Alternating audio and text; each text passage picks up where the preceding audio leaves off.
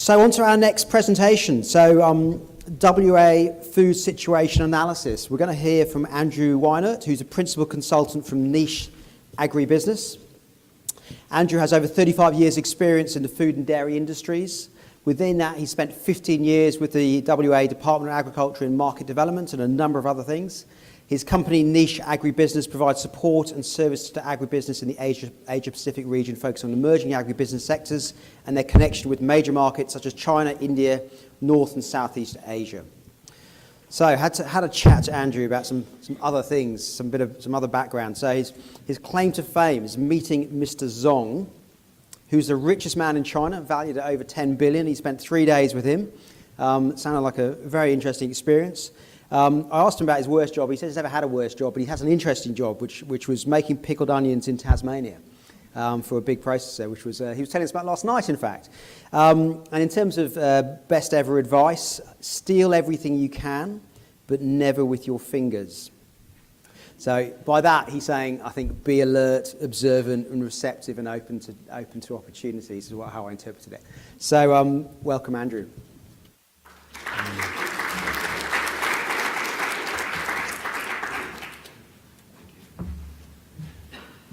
Thanks, Tristan.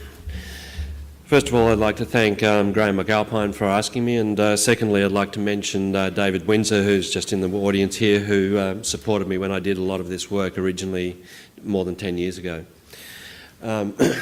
So I was asked to look at or talk about some work that I'd done in the past about the future of food in Western Australia. Now, I'm a food technologist.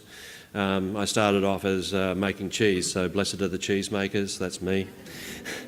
And while I was with DAFWA, one of the things we looked at is, what food is actually being used and where's it coming from? And so who knows which particular item of food do we eat the most? Take a wild guess. Sorry?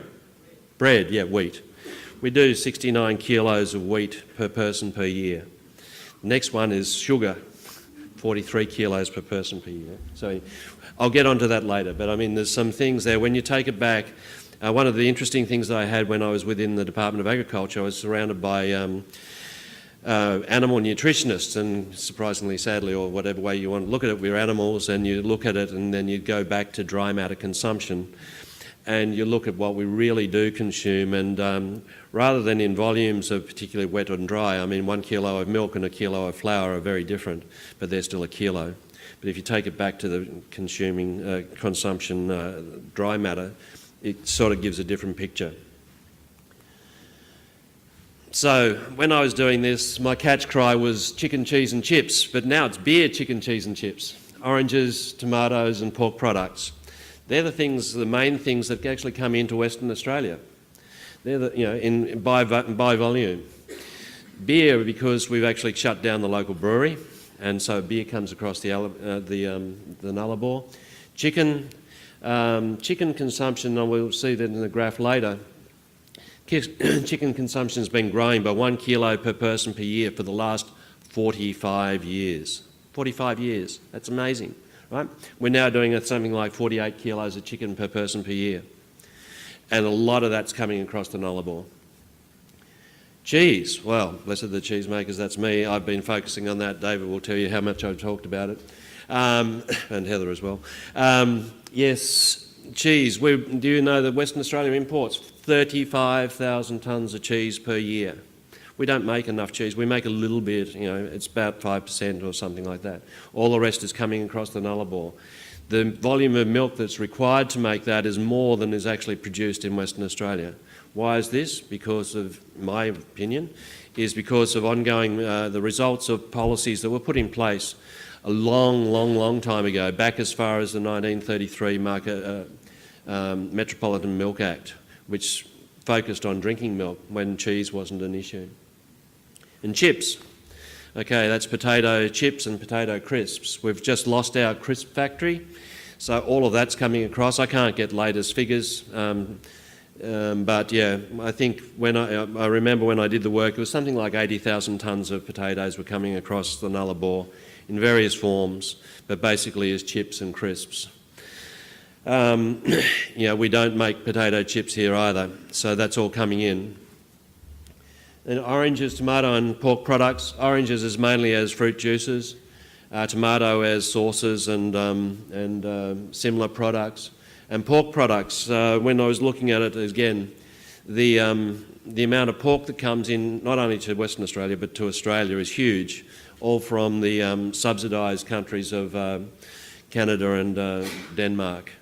We actually have a thing out of Western Australia called Air Pork, which is a pretty cool name, I reckon, which is where we're exporting pork to Singapore. So high quality pork, great flavoured fresh product, we're exporting that, but we're importing the same volume, if not more.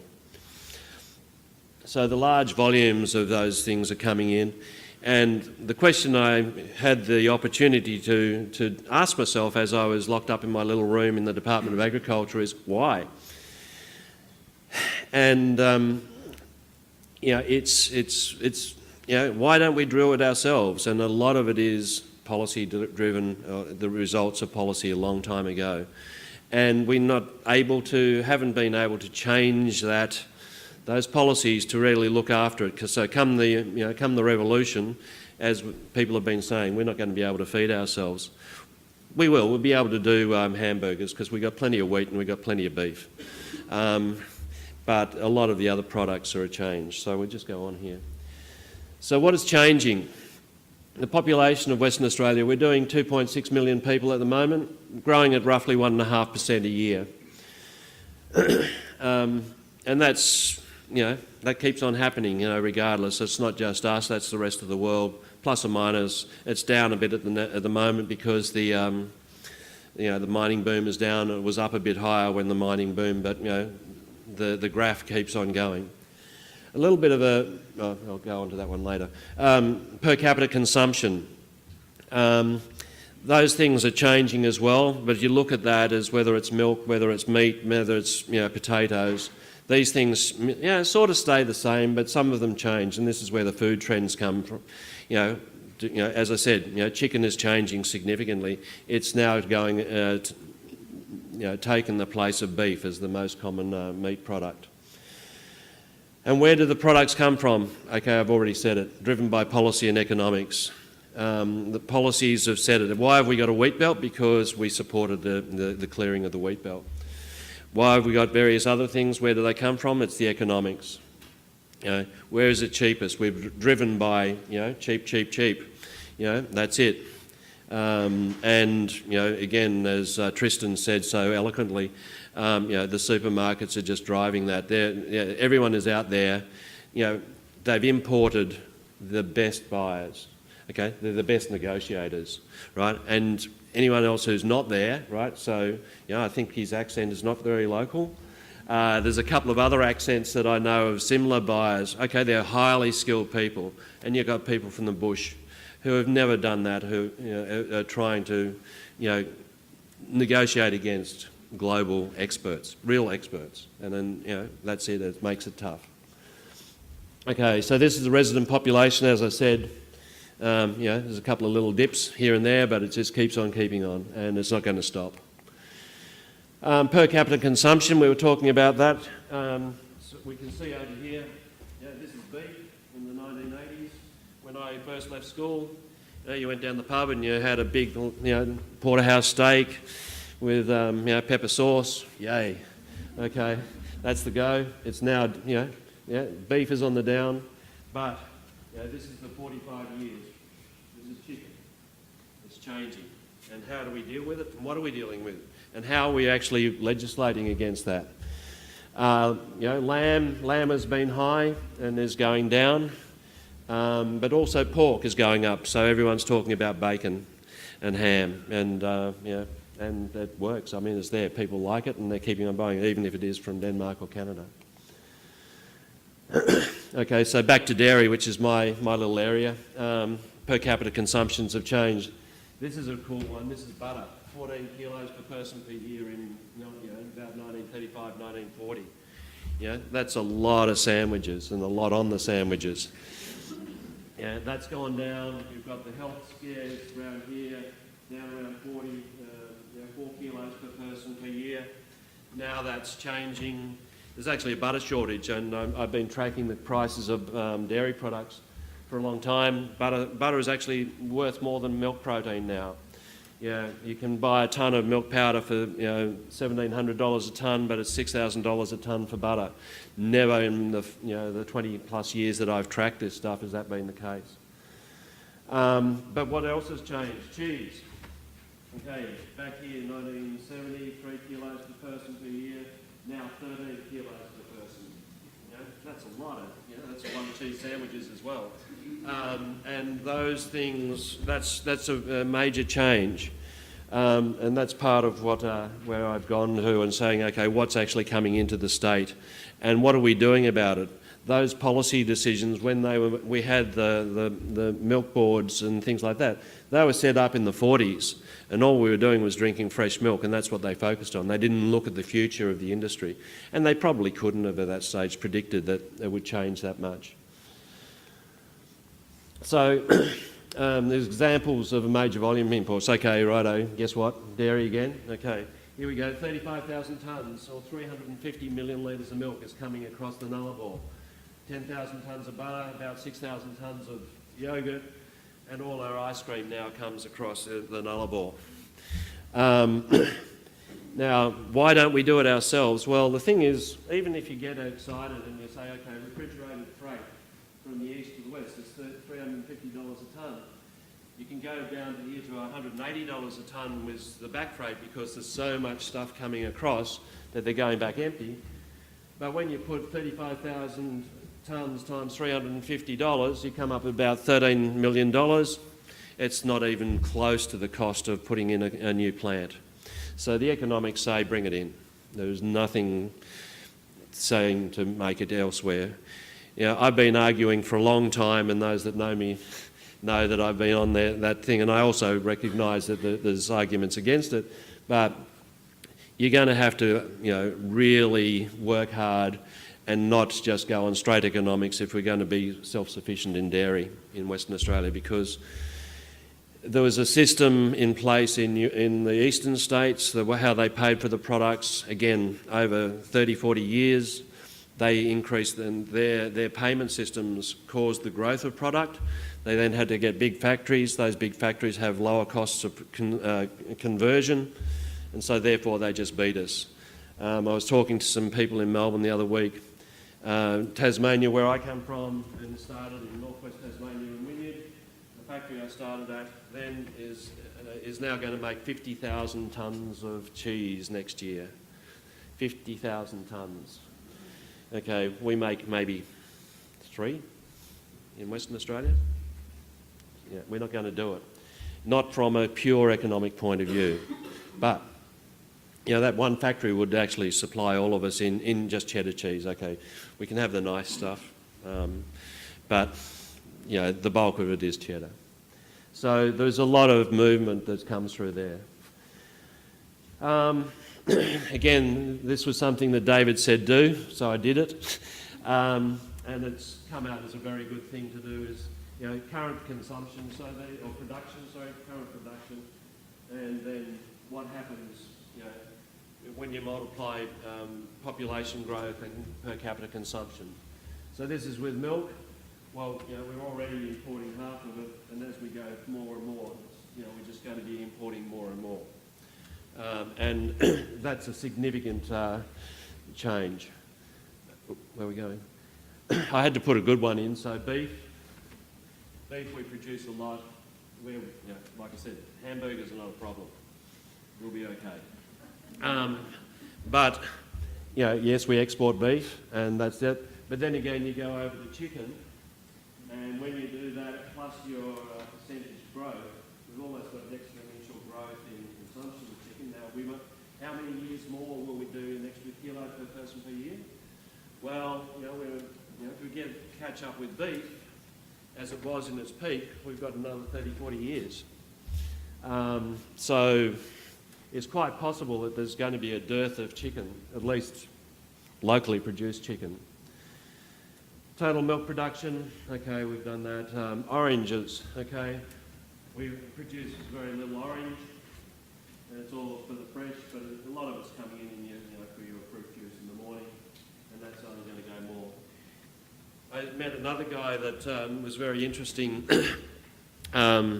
whose business was called Trilobes out of Holland, and he ships shiploads, that's with a P, not a T, but it could be a T as well, of oranges out of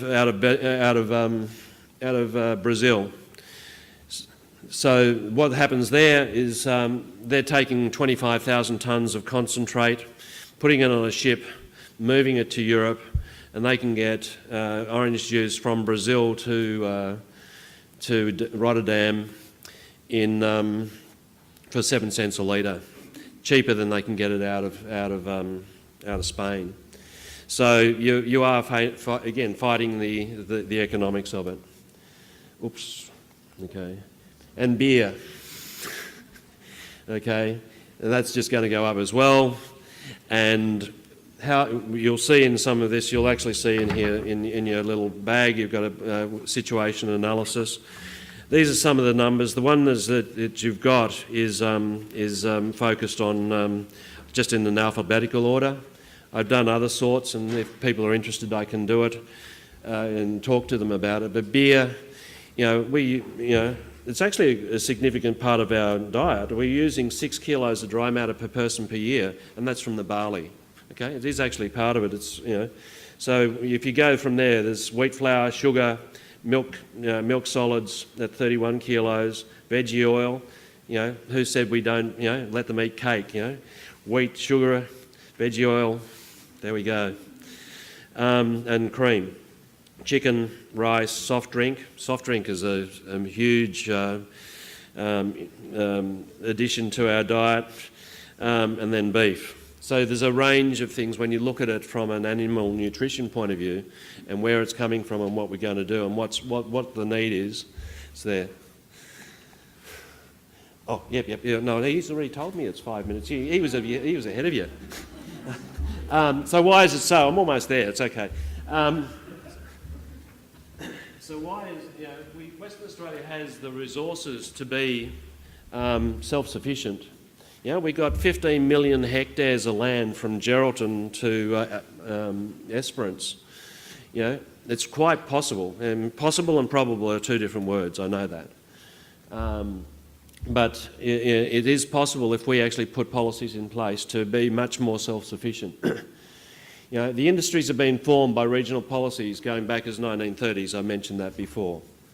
The farm gate, regulations, the beer, potatoes are the last ones. I did some work on potatoes and the average size of a potato farmer here, and this was 10 years ago, was something like 50 hectares, something like that. The average size of a potato farm in New Zealand was 250 hectares. And if you go to Belgium, they were about the same sort of size, but they got 30% of their income from subsidies, and they were really close to the processors and the markets. So our guys have been actually held back in potatoes.